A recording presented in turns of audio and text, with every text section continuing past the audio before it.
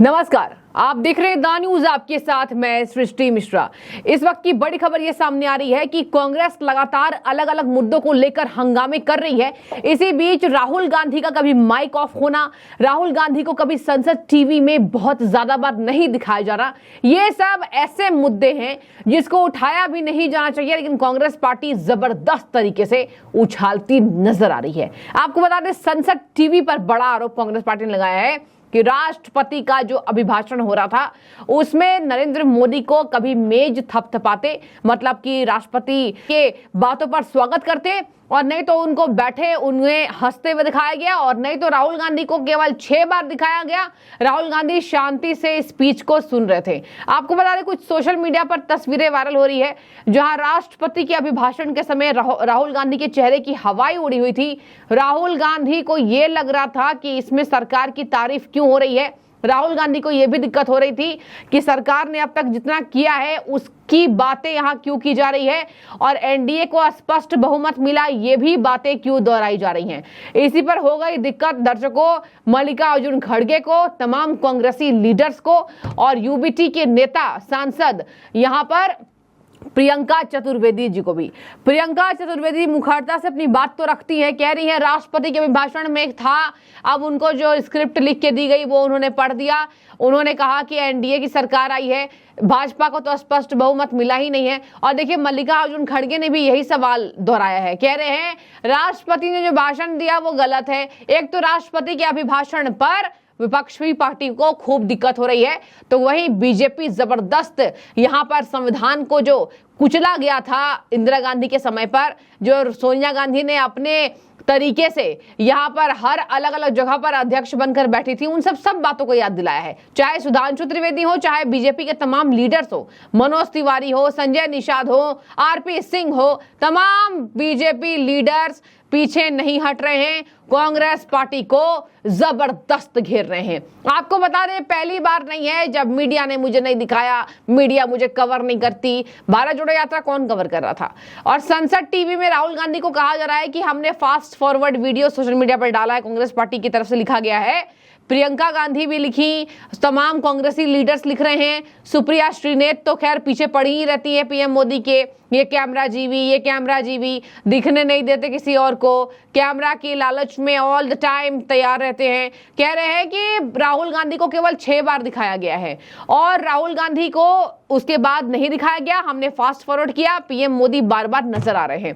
तो अब तो ये आरोप संसद टीवी पर भी है, संसद टीवी पर बड़ा आरोप है। अब आती हूं मल्लिकार्जुन खड़गे के पास। मल्लिकार्जुन खड़गे ने बड़ा बयान दिया है कि राष्ट्रपति का अभिभाषण देखिए क्या था उसमें, क्या ये बातें भूल गई सरकार के द्वारा कि पीएम मोदी को नकार दिया गया है। वो इस बात को छुपाना चाहते हैं कि इस बार पीएम मोदी को नकारा गया है। अगर नकारा जाता तो विपक्ष की सीटें 234 से अधिक आती, अगर नकारा जाता तो बीजेपी यहां पर 100 सीटों पर सिमट जाती। आखिर क्यों पूरा विपक्षी पार्टियों की मिलकर संख्या भी बीजेपी की जितनी नहीं है। ये बार बार बातें देखिए दोहरानी पड़ रही है। विपक्ष के मुद्दे इतने अजीब हैं दर्शकों कि यह बार बार मुद्दे दोहराने पड़ रहे हैं कि भैया संख्या बल देखिए। सुधांशु त्रिवेदी ने कहा कि आज देखिए भगवान की लीला अपरंपार है। वो तो खैर देखिए उनका दिमाग तो खैर क्या ही कहना, किस तरीके से वो तथ्य रखते नजर आते सुधांशु त्रिवेदी, कोई तोड़ नहीं है उनका।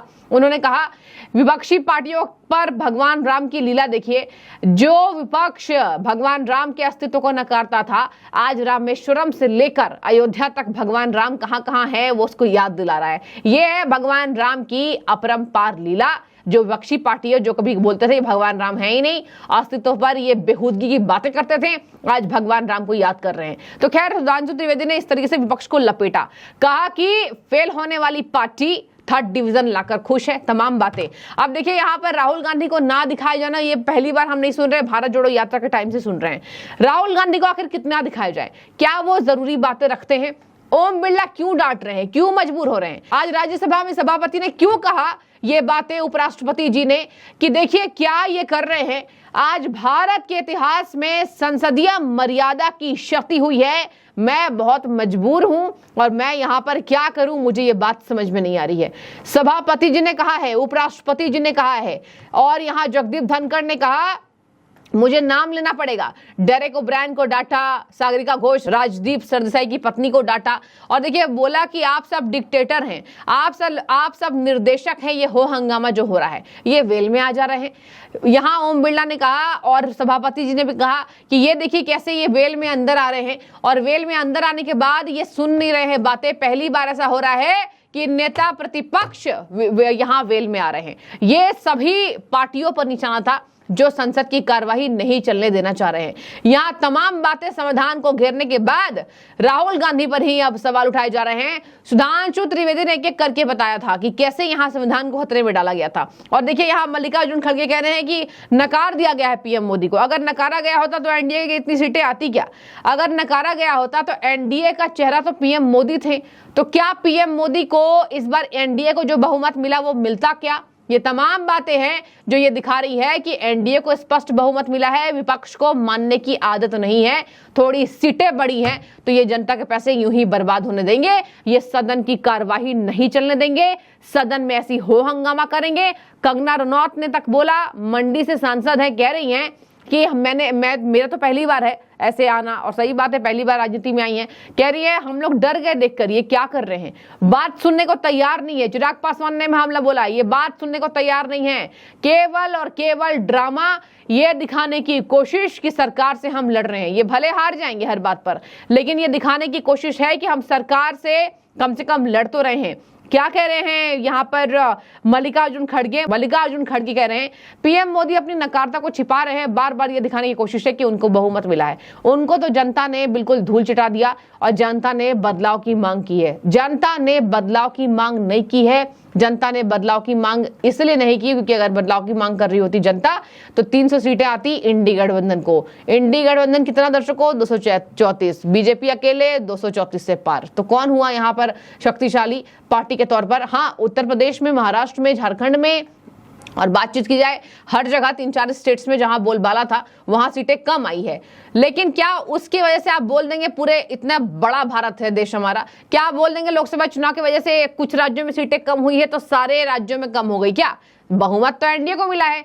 तीसरे टर्म में 6 दशक के बाद ये बातें रिपीट हुई हैं। जवाहरलाल नेहरू से तुलना पर सुधांशु त्रिवेदी ने कहा अतुलनीय है। वो तो खैर अपनी मनमर्जी से आते थे, ये तो सर्वसम्मति से आए। खैर ये तमाम बातें मैंने आपको बताई और खड़गे की टिप्पणी पर। और सबसे बुरी बात ये कि राहुल गांधी को नहीं दिखाया जा रहा है भाई। राहुल गांधी को दिखाइए भाई, नहीं तो दिक्कत हो जाएगी। जबकि राहुल गांधी तमाम टीवी स्क्रीन पर बने हुए हैं, जब भी निशाना साध रहे हैं, जब भी कुछ कह रहे हैं उन्हें लोग दिखा रहे हैं, उन्हें मीडिया दिखा रही है, संसद टीवी दिखा रहा है। इसके बावजूद भी बार बार ये ड्रामा नौटंकी। अब देखने वाली बात होगी कब तक ये चलेगी। खैर आज सदन का 5वां दिन था। अब अगली कार्यवाही क्या सुगमता से चलती है या फिर ऐसी रोड़ा बनकर विपक्षी पार्टियां वेल में आएंगे, हम देखेंगे और आपको अपडेट देंगे। आपकी क्या राय है कमेंट कीजिएगा। शुक्रिया।